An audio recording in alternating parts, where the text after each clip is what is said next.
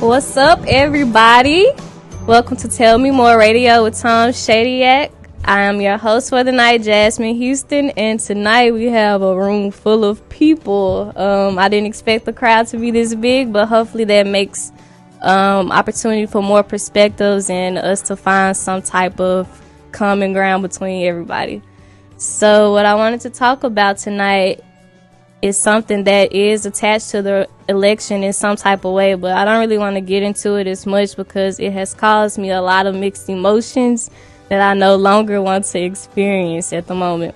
So during election night, the whole day, I just was out of it. I wasn't feeling myself. I guess I was just picking up on all of the confusion and anxiety that people had about the election, and so it caused me not to go to class. This was my first day missing too, so I used my card to skip that day. And I just decided that after I made my decision that I just wanted to let everything happen however it was supposed to go, because everything happens for a reason in my perspective. And so whatever the reason of Trump being elected is, hopefully it could turn into something positive. And so that's what I wanted to talk about tonight.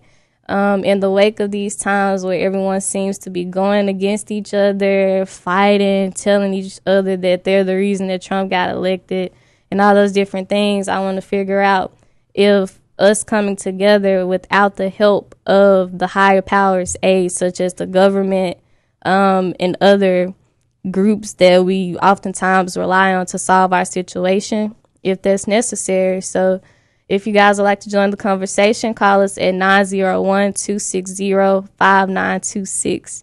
So my first question is, do you think that the condition that everyone fears that we're going to be in as a result of Trump's election decision, the decision from the 2016 election, do y'all think that it's possible for us to try to find some type of help within our own communities first, or do we really just need the help of the government to solve whatever issues that we fear are about to come?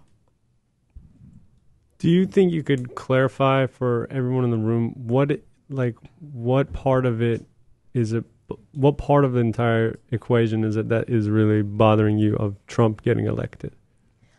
Well, I'm not sure if I have the stereotypical negative perception of him being elected, because from what I have seen happen throughout the history before me is we get these presidential leaders who during the election process spoke a good game about how they were going to provide for different groups of people, and just in relations to people of color, they say one thing but they usually do another. So it's not really a surprise to me, because either way, I don't think that whoever was elected would focus solely on the issues within minority communities. So I don't really think it's necessarily a bad thing. I actually think it could be a good thing, because now that everyone is kind of confused and lost, I think that we could just try to figure out how to channel this energy into something that's positive and that reflects the reality that the majority of us want to see. Because if you just look at the media, a lot of stuff that they promote is fear-based, and it causes us to think that different groups hate each other and there's no way that we could coexist peacefully and things of that nature. But when I go to my classes or go back to my apartment, I always see other races interacting, especially when I go to the university center. There are always different groups. I mean, of course, there are mass groups of white people over here, black people and stuff like that. But oftentimes I see where you have a Muslim and then maybe an Asian and maybe a black person. And so what I see on the media doesn't reflect that in my, what they show on the media isn't what I experience in my own reality. Right. I understand where you're coming from that. I was really surprised. We spoke last night of a lot of our surprise at the election results. I learned that I live in kind of an ideological echo chamber. I didn't realize that I surrounded myself mostly by people who believed similar things to what I believed. So to me, people who were going to vote for Donald Trump were a very small minority, because that's the people I was hearing from, of my friends on Facebook, of the polls that I saw that said Hillary was going to win overwhelmingly, and of what I was seeing on the media as well. Go ahead. This Andrew here. Me personally, not saying that I do vote or care for any candidate, but I do think that this is a good time for education, empowerment, and inspiring from our own community. Actually, it may not be as bad as we think it is. It's actually a time for where we can see where we are as a community now. What do you mean by that? Explain a little more.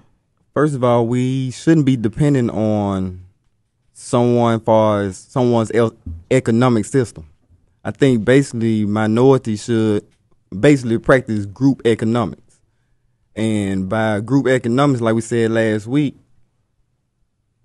now we're at the state that we have to come together. Why do you think we have to come together? Do you think that there was a need to come together before the election, or that this just pushed the need for us to come together more? This just pushed the need to come together more. Like Marcus Garvey said back in the days, anybody that depends on any race that depends on the next race, economics, is sooner gonna die. So, a lot of people are still saying that, like, I really didn't pay much attention to, like, how everyone voted demographically across the states and stuff. The most important thing about the election overall was just who the president was going to be. So to my understanding, just based on what I've been hearing, is that Hillary won the popular vote, but it was the Electoral College's decision. And so do y'all think that that's fair for them to choose that, even though it doesn't reflect the American ideas that a lot of us possess, or is that just a revealing? Well, if we going with both, we missed the point back when we vote every 2 years for the electors, for your house and your state. Well, I think this is Nick here, by the way. I think it's important to understand what the Electoral College is for. The Electoral College is designed to ensure that the smaller rural states don't get overpowered by states like Texas and California and New York. And while I disagree with the idea, what this election showed is the Electoral College is working exactly as designed. Close races can be overturned by smaller rural areas where technically your vote sort of counts more, because states like Wyoming always get a minimum of 3 electoral votes, even though they don't qualify by their population for 3. So, go ahead. This is Renee. I personally think that the Electoral College need to be dismantled completely, because she got the popular vote, and that states that people thought that she should be in office and not Trump. And the Electoral College was really set up after the Civil War. So I think it's obsolete. It needs to be gone. I agree. I think it's obsolete, but I think if we go just to a direct popular vote, then the 20 million Californians have just more to say about who gets to be the president than people who live in Wyoming or Utah or more rural states in the Midwest. And I don't think it's entirely fair to give it an exactly equal proportion, because then that means people who live in dense areas effectively get to dictate the ruling of the country for people whose lives are completely different. Well, a lot of people right now have different opinions about if we should keep the Electoral College or if we should modify it, but even more people are living in fear right now of what this man is going to do as far as immigrants, minorities, different people of this nature. And so I'm trying to figure out, like, why are a lot of people scared, because some of the things that he could possibly do aren't necessarily new to people of my community. And so we've had other presidents before, like Reagan and Nixon and Clinton and a whole bunch of other people who set out different tactics that may not have transparently said that they were going to lessen or hinder a certain minority, so-called minority, but they did. So it's like more behind the scenes work. So what I'm trying to figure out is, what can we do for ourselves? Because instead of us fighting amongst each other, how can we come together to solve our own problems that we feel are here? I think first and most importantly, the American public needs to see eye to eye with the public of the whole world right now and realize that their bubble has been burst.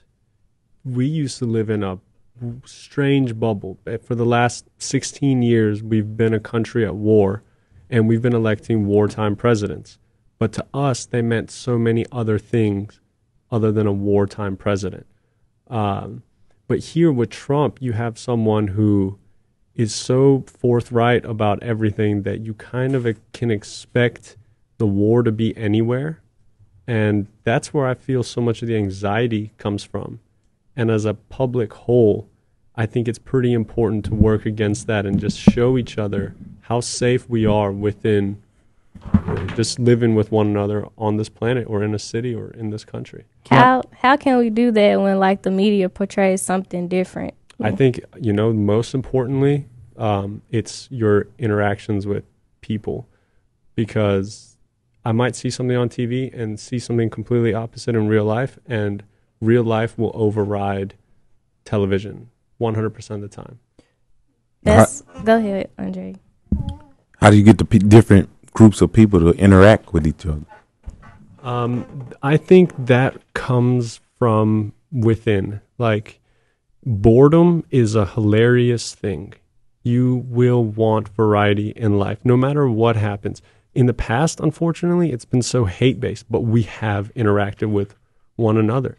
I actually feel that our levels of intercultural interactions are going to heighten because both sides are now seeking the same thing, and that's friendship in one another, so that if our government, which, 2/3 of the population didn't vote, and in this form of government, you're really looking to your neighbors more than you are elsewhere. And I think we'll come across all cultures, all unique individuals. And Andre, did you want to respond? Or all right, so what I want to do now is play a clip. And this is a clip from David Banner, who's giving a more optimistic viewpoint from the election, even though some people may disagree. So, Jess, could you play that clip for me, please? I think the veil of America has been ripped off.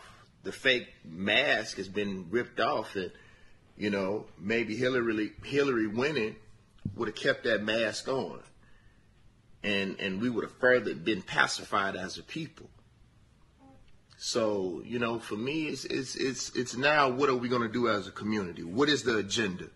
And I'm going to stop waiting on black people to have an agenda. I'm going to create one. And then if people agree with it, they agree with it. If they don't, then, we'll figure out what that is and we'll move forward. But black folks, we got to stop reacting, to them. Because that's I always told people, anger is the devil's remote control. The devil in the sense of what people think. I don't think there's no devil, but I just mean in the sense of what people think. So when you're emotional and irrational, and, that's the way they can control us. We have to be planned. We have to be planned and then react. And we can react in whatever we want to. You know what I'm saying? But calm down, man. Calm down. And I see a lot of people asking, where's our leader? You're the leader. You are the leader. Stop looking for somebody else. That's the problem. That's the reason why we're in the position that we're in right now. We're always looking for somebody else. It's you. You do it. The Most High may have laid that on you. So, from this point on, what are we going to do to build our community as a whole? So what I really liked about that clip was that he said that oftentimes people look for leaders to better our situations. And so with this past election, that's what it was a big case of, people looking for Hillary to help us with our problems rather than Trump, because, of course, Trump outright said what he wanted to do and how he felt about minorities or so. But Hillary, she kind of kept her intentions hidden and cryptic. So oftentimes we always think that we need a leader, but why do we think we need someone else to come and save us? Can I speak to that? Right. So I'm Erica. I'm with Black Lives Matter. And so I wanted to touch on a couple of things. On the one hand, I want us to I think we need to acknowledge people's trauma and pain in this moment, right? And acknowledge the fact that this idea of people coming together, it might be a good goal, but right now people are hurting, right? People are traumatized, and it concerns me that we're kind of pushing people, right, to be leaders or to come together when people are like really like traumatized, like hurt. For people who are Muslims, people who are possibly undocumented or have undocumented family members, people who are queer and trans, right? So that community is hurting, right? The Black community is hurting because this man has insulted us like very violently, right? And so I think we want to acknowledge that and not try to rush past that in this moment. And on the same hand, I want to think about like what David Banner said, and also think about asking our people in our communities to be those leaders, but doing it in a graceful way, right? Doing it in a way that is loving and engaging, as opposed to like kind of talking down to people, because that's kind of the tone that I've been seeing is like, oh, well, y'all shouldn't care, like y'all shouldn't be putting y'all trust in Trump or Hillary anyways. But no, the reality of it is like a lot of us have been. So like what then is our responsibility as activists, as people who love other people, as organizers? Like what is our responsibility to engage our community, right? To empower our community. And so like I think that's what I'm thinking about. And so that's kind of what I think Black Lives Matter is going to be focused on, right? Is doing it in a very engaging way, in an empowering way, while also acknowledging the trauma and the hurt that people are going through in this moment. Well, and I think we have an additional responsibility, not just as people who want to advocate for a better society, but as Americans. If you voted, you were saying, I agree to respect the outcome of the election, and it's all past us now. We can't make any difference about it now, but what we can do is come together as a country and say, well, we're going to have to move forward. We don't have a choice. We have him for the next 4 years. So I think what we need to try to do as Americans is consider how can we accept this result optimistically, and how can we go forward cautiously, but say this may not be as bad as we're scared it will be. That's not to say to be foolish and naive, but it's important to not be afraid for 4 whole years. That's true, but what are we traumatized for? I mean, that's still like backing up what David Banner said. Why are we looking for saviors when we could be saving ourselves? So I think on the one hand, we want to. I think if I'm an undocumented person and this man is threatening to put me out the country, that's a reason I think to be afraid. I think if acknowledging like if I'm queer, if I'm trans, and people are expressing homophobic sentiments, and if people are very violent in rallies, then I'm scared, right? Because like for me, if I'm driving home to Nashville, there are certain places I don't stop, right? So like I think we need to acknowledge those things and also recognize that there's some value in empowering ourselves in our community and electing people to positions, to government positions that can do our work for us and can advocate for us, but also acknowledge that safety is an issue, security is an issue. These threats are very valid, right? And it's not ignorant, and it's not ignorant for us to be threatened and to be afraid right now. Right. For example, I have homosexual friends who are considering pushing up the date of their wedding because they're afraid that they won't be able to get married for much longer. And so I think there are a lot of people who, whether people feel like it's a valid fear or not, it's a fear we need to acknowledge. But what I really heard in the clip, Jazmine, was that you've got to move forward with what you think is right, not necessarily even rallying other people behind you, but like being the change that you want to see in the world. I can really respect that. So if there's something that's important to you personally or politically, you've got to start there. Maybe a following will come, maybe it won't, but at least you're doing what you believe in. Yeah, and that's a really important point about being the change that you wish to see in the world. But at the same time, like you were speaking earlier, Erica, about being traumatized, all these different groups being traumatized, why can't we use that trauma from whatever the source of that trauma is to come together for a common cause? Because that's something that unites us all, that the same thread of like what we consider fear of him doing, it unites us. So why can't we come together and be the change that we wish to see together? Because if I individually decide to be a better citizen and little Jimmy in Michigan decides to, I mean, that's cool and that's good, but what can we do collectively? Because there's more power in numbers. Well, David Banner was saying the difference between reacting and responding. We're reacting emotionally.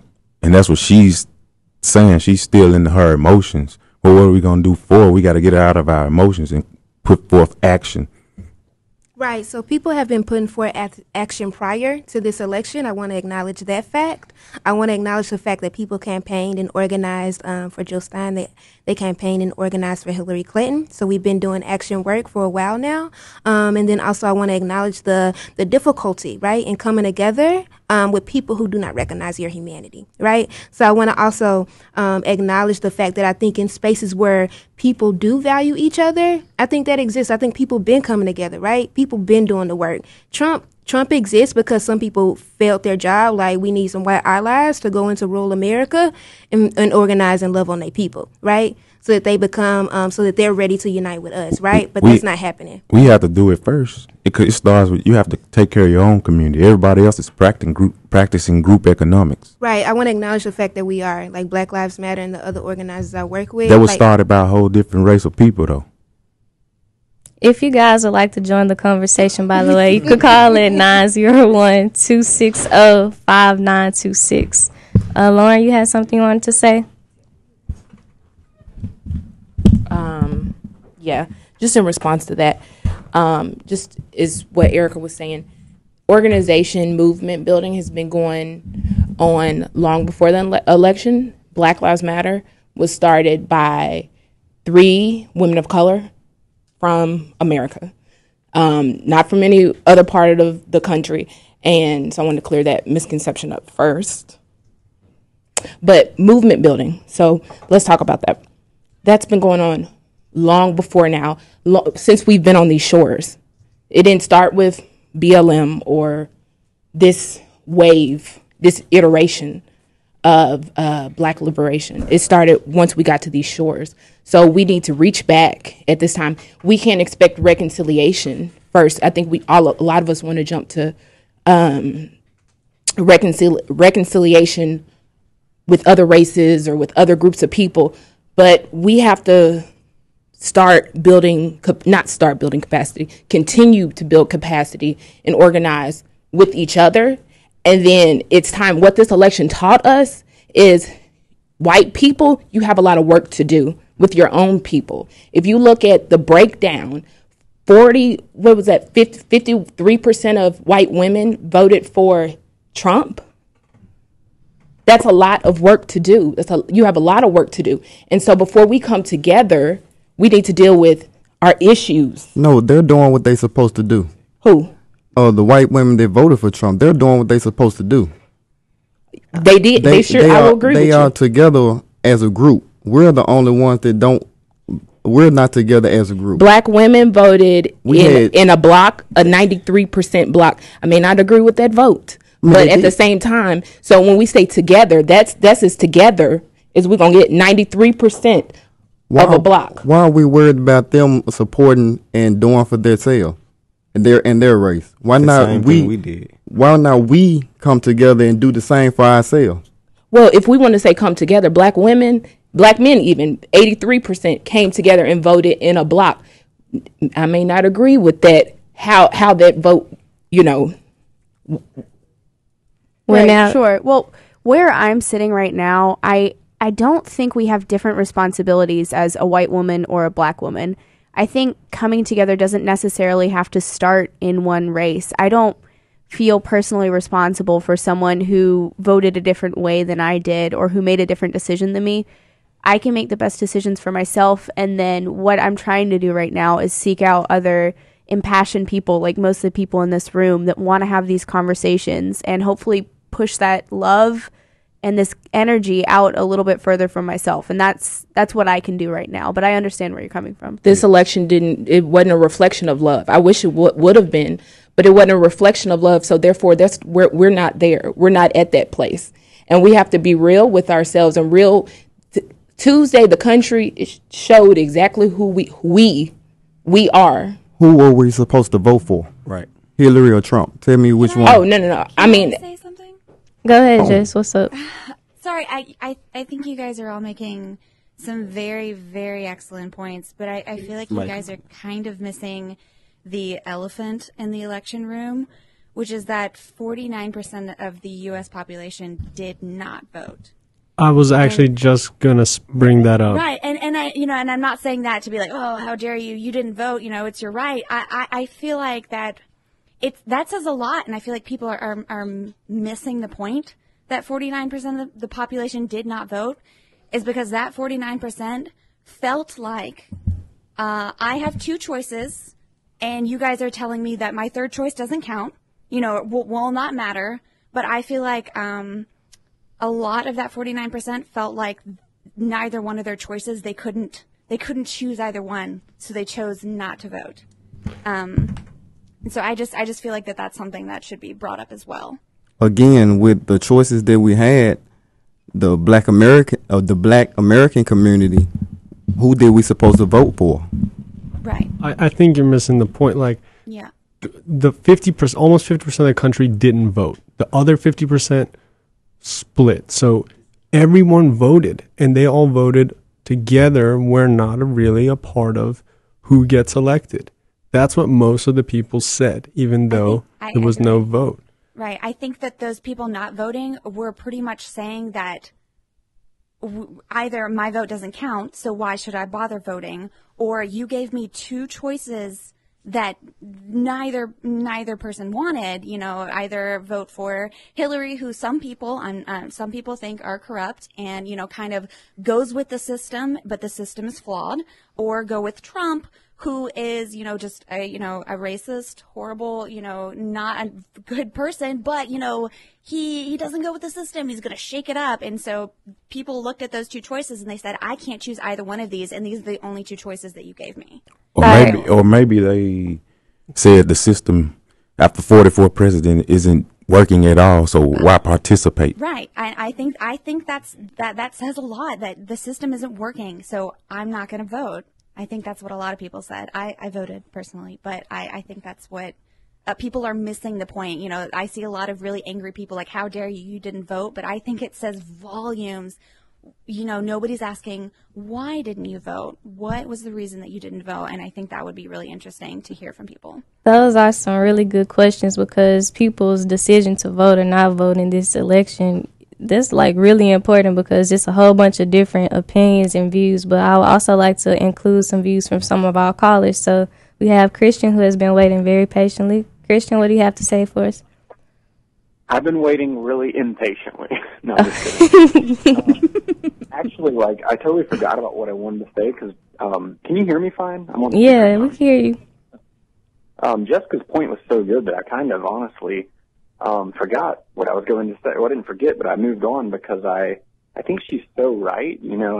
As disappointed as I am in the outcome, and as much as I wanted so many people to do what I did and say, oh, I'm going to go with Hillary because even though she's not Bernie, she's not Trump. And, I do think that might have been a good decision to make, but I do think she's definitely onto something. A lot of people were, in one way or another, thinking that they were voting for a shakeup of the system, and it ended up having, consequences I don't know if anyone really expected. And I do think 50% of the U.S. population not voting says a lot, not only about who can vote, but how much people think their votes matter. But back to what we were talking about before,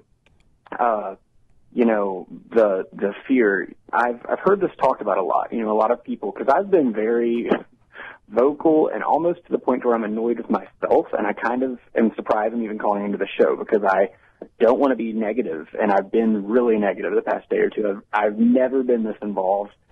My emotions have never been this involved in an election. I've never felt so distraught over what this says about our country, not so much about who's elected, but about what it says about my fellow Americans, So since you really don't agree with the candidate choice, what do you think that we could do as a people to show that we want to move towards a better system? Well, first I think it goes back to, what you were talking about before, why do people have reasons to be afraid? I was talking to a friend, and they're like, well, don't you think that, we were afraid for the past 8 years? And I'm like, no, I don't, actually. I think that you didn't like policy, and you maybe got really fired up the way that I get fired up, and we all get fired up about certain policy agreements. or policy changes, but I don't think anyone understands the actual fear. And the biggest thing for me is immigration. I mean, to me, it's insane that I have so many friends, and for so long, there's been this sort of don't ask, don't tell policy when it comes to immigration. So many people are working illegally, and police officers know and employers know, but they just turn their back because they all treat other people as human beings. Not all of them, but a lot of people treat other people as human beings, and they say, we know you want a better life. I'm not going to report you to the authorities. The authorities tend, unless you're really convicted of a crime, to not deport you. I mean, there's been sort of a turn the other cheek and treat somebody like a human being mentality for a long time. Well, Christian, can I cut in with that? Because, ultimately right now, what he's talking about, anything, is just words. But when we go back and touch on fear, it's very interesting to me that on 9/11/2001, this country was the weakest and most afraid I've ever seen it. And then on 11/9/2016, I actually saw the bravest America I've ever seen. A very unifiedly, genuinely afraid of what might happen, with a raised awareness and more of a connection than I've ever felt happen in this country. And I want to know if you guys actually see us as an afraid country right now, or honestly the most courageous we've ever been. Hello, Christian, are you still with us? I guess not. Well, just to respond to your comment, Keon, I do think that after the election, a lot of sentiments were revealed. The people who supported Trump proved to us that those ideologies that we want to pretend disappeared and don't exist anymore still exist. So I'm glad that we are able to see proof that we're not just making these things up when we cry out against different injustices.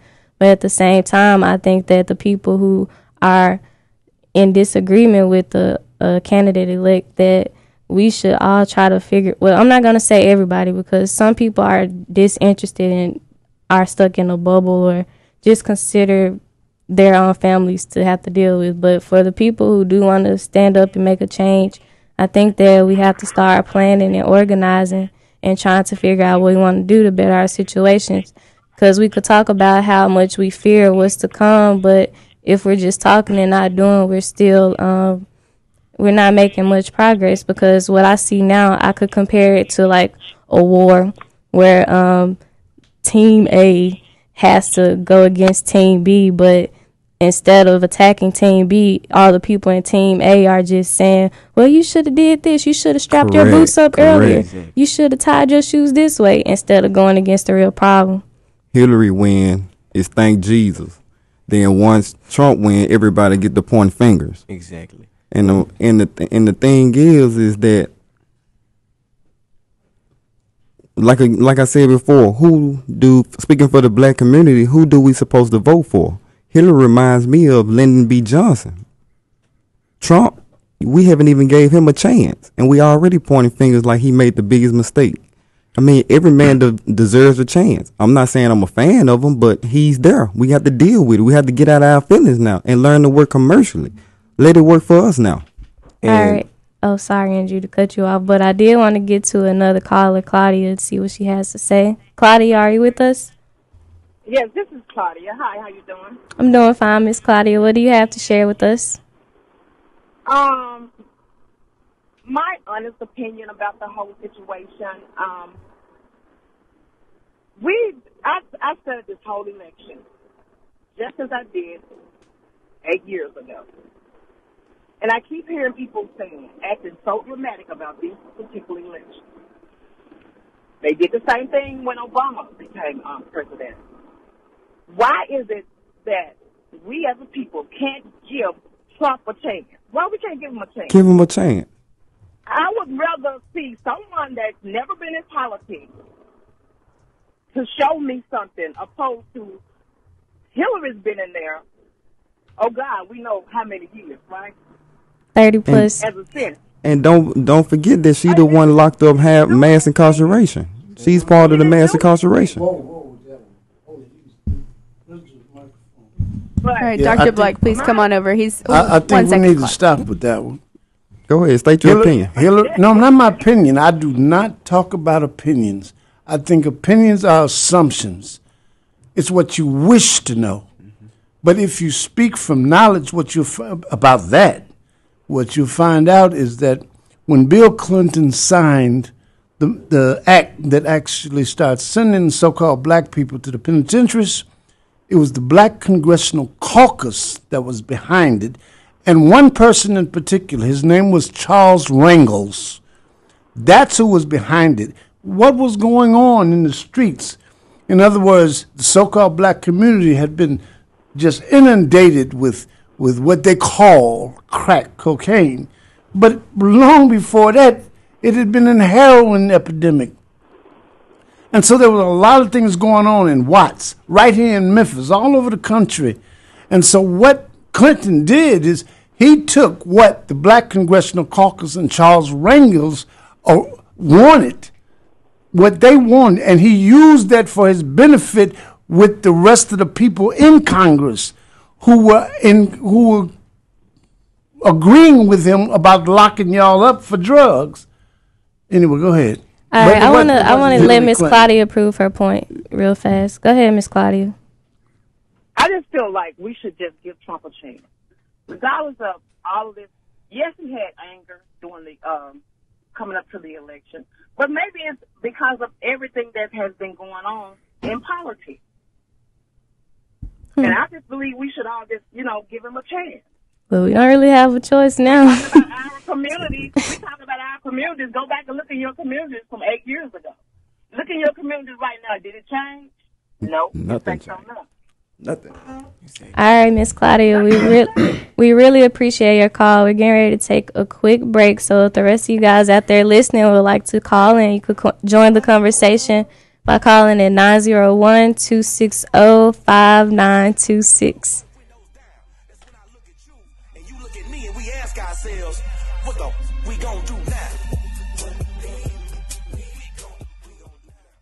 Your calls now at 901-260-5926. That's 901-260-5926.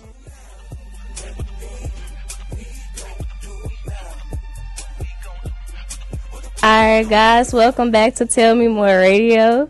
I wanted to play that song because I think that it kind of reflects the common thoughts that people are having now. What are we going to do now since Trump is elected? Because everyone is like, oh my gosh, he's not.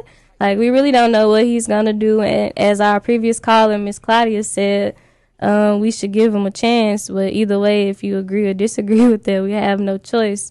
But over the break, Keon posed a great question that I guess we would like to tackle. So, Keon, what was your question? Well, from, a perspective of economics, which is which is resource control and labor control, I personally am really excited for the black community for a few reasons.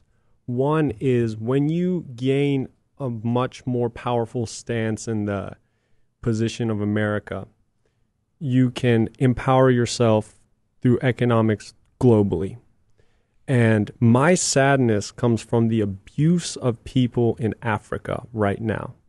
And to me, connecting that bridge, looking out for their rights, using the resources of basically an infinite plane to bring yourself into wealth, to me as an outsider, I say, wow, that's an amazing opportunity.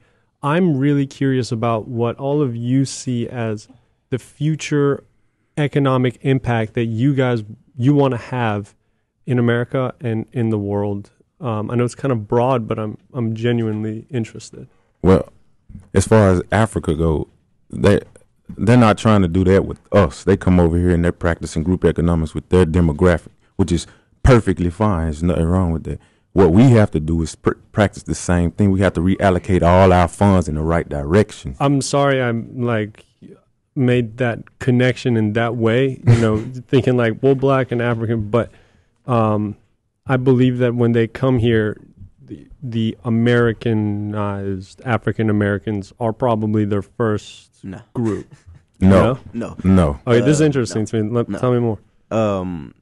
This is Bronte, by the way, but most people, most Africans, most Americans, our ancestors are from Africa. We aren't. So we are so far down from their bloodline. We have been watered down from their bloodline so much that they don't look at us and say, "Oh, brother," or "Oh, lost brother." You know what I'm saying? Something like that. They look at us like American. You have to think about it. We still have American way. We still have we have American ways that we have come accustomed to that aren't really things that they take part in. So it's not them coming over here and them coming straight to us. Well, then scratch that, I guess, if you wish, and tell me what it is that you want for the economics of the American black community and where you see it in the next, 5 to 20 years. Can I add a part of the question to it? So from the David Banner clip, he said that we play a lot on our fears, and that's the main way of control. So how can we figure out how to channel all these fears that we have into something positive in which we could do something for ourselves to become self-sufficient so that we could no longer blame the government or any other high powers for our problems because we're working to solve them? Right. We have to first recognize the resource and think about it. Who are the resources? We think about resources as far as water, food, and all those that people control. But what if we are, as black Americans, are the resource? Are the resource. A human resource. And you're giving your time and energy to somebody else's dream. And we have infinite potential just like every other race on the planet. We can build planes and cars and trains and all these things too. It's readily available. It's right between our ears. So we have to find a way to relay this message to our people, to give them some self-esteem. And this is Andre, and me, myself, I was in the military, so I was overseas. And we are being marketed. Yes. And our brand, everybody, is not what it seems. It's just they're playing this game, this theater of our mind in the United States, this black and white thing. And we keep feeding into it, and we're in our emotions about it. And David Banner said you have to get out of your emotions, get out of your right brain and come over to the logical side of things and stop shopping with everybody and stop doing everything you're doing for everybody else and do it for yourself. And then you'll get respect with the rest of the nations around the world. Up until then, you're going to keep repeating the same perpetual cycle of ignorance. And it's getting you nowhere, and we're getting all riled up about Trump. So what? It's 44 presidents have done nothing for you. Exactly. In that capacity. Why are you putting your full faith and credit in them? Put your full faith and credit in self. I think it comes from sometimes, when you get in your feelings about things, you don't think logical. You think, oh, I'm sad, I'm scared, I'm happy. What do I do about being sad, scared, and happy? Instead of what do I do about what made me this way? And to kind of add on to the question, I really feel like we should become more self-sufficient. We need to, like he said, we are being marketed. We need to start marketing ourselves. Things like Black Wall Street, if things like that were possible then, I don't see how now it's not even more possible. We have something that people back then didn't have. We have a faster access to the truth. We have basically a faster access to the truth. So we don't have to blindly fight, like our, ancestors who died for our rights. Because if they had the same access that we had to know the truth about certain things, I don't think that many of them would be dead right now. And might I say something? I'm not going to try to point you out, but we've seen the example of Lamentations 5:14, where it says the elders have left the gate and the young men no longer listen to their music. And when you was quick to jump and take Hillary's side, there's no need to take nobody's side. We need to take our side. Forget them. I'm glad you're saying that. Mr. Black, you wanted to say something? Yeah, without a doubt. First of all, see, when Bill Clinton went to the White House, Slick Willie, as far as I know, he and his vice president both had their Klan outfit under the bed. Mm-hmm. Now, I know where he came from. I know his mother's name. He came out of Hot Springs, Arkansas, little place Hope, I think it is, you call it. You can walk to Hope from Hot Springs. She used to hustle at a racetrack in Hot Springs. No one knows who his father is. I know. Now, here's the thing. I never said I supported Hillary Clinton. You know that super predator thing y'all accusing her of? I'm the one that invented that. Me, Clifford Black. I'm the one who invented that, not her. She just picked that up like so many other people are picking up things, and they don't really know what they're talking about. It's just nonsense. And I think that you young people sitting around this table, if you're serious, what you're going to do, you're going to educate yourselves. Mm-hmm. I think if you are talking about the 44 presidents, you can name them all, right? Every single one of them. Well, what you're talking about, it has nothing to do with the outcome. Like we're sitting here at the table right now, we shouldn't be doing this. We shouldn't have to. Well, how about this? Every week, I work with some children. I have been working with children for I don't know how many years.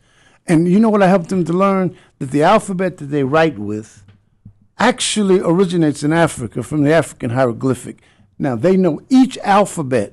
Now, that's how they will become doctors and lawyers and whatever we need. Now, I know that Black Wall Street, if you're talking about Tulsa, Oklahoma, or the Gap or Greenwood, I think you want to talk about Memphis, Tennessee, because this was Black Wall Street. And I think if you go to... That was correct. If you go to Greensboro, North Carolina, walk down the street and you will see markers talking about Black Wall Street.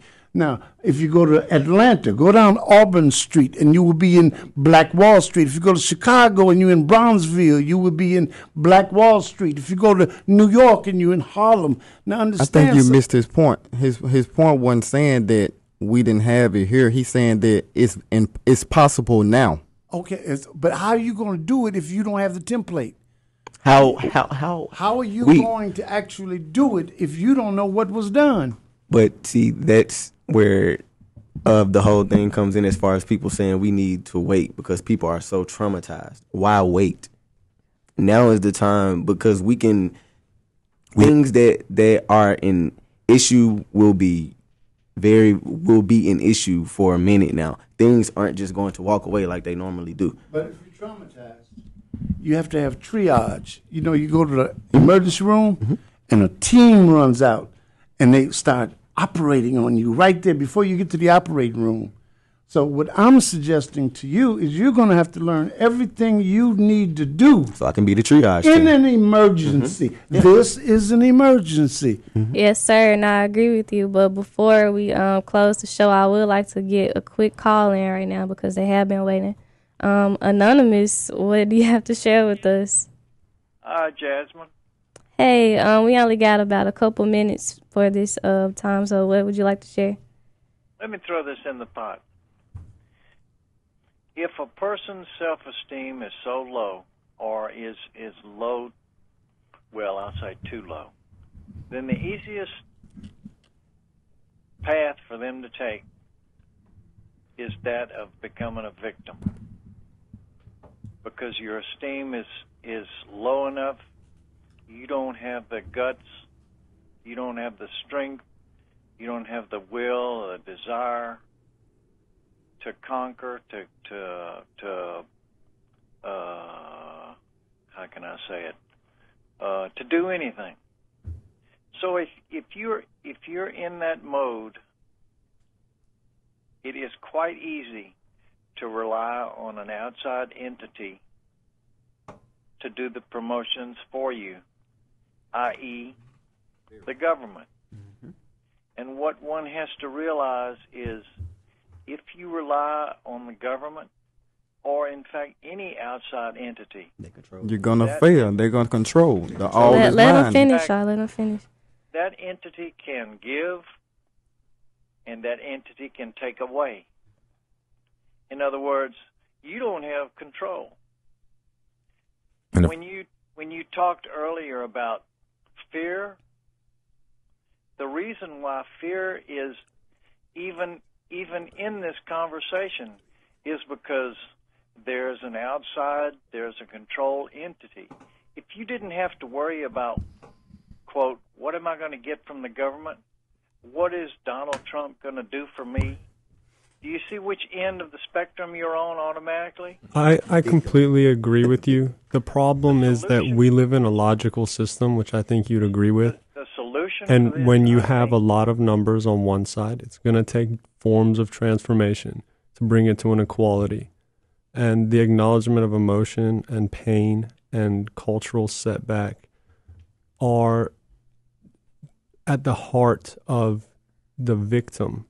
And those are, I agree with you. When you are the victim, you have no willpower to do anything. There's no excuse.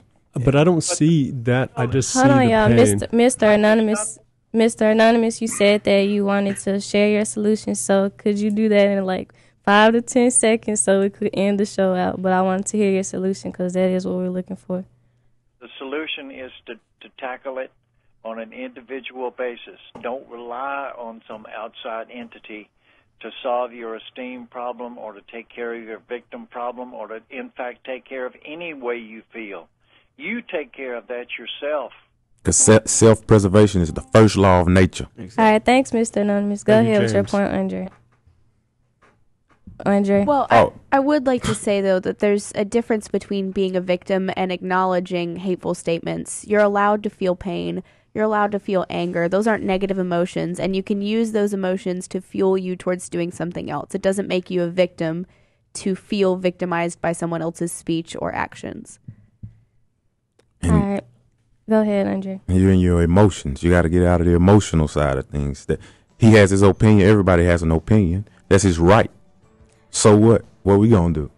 All right, and that was what the show is going to be, and it looks like we're going to have to keep having these conversations because, man, this conversation alone shows that there's quite a lot of work to be done. There are a lot of opinions. Everyone has different emotions, and it's just a lot, but I think that one of the solutions is that we continue to have conversations and pose different solutions so that we can know what are the best ones that work to reflect the reality that we all wish to see, which is hopefully one of peace, love, unity, happiness, all those different emotions, because ultimately with your mind you could create the reality that you want, but until we could put our minds together for something positive and get on the same page, I don't know, we might still have to try to figure out what we're going to do. So until next time, this has been Tell Me More. Peace, please. Peace and love. Peace and love. KWAM, your news and information station with CBS News updates every hour on the hour.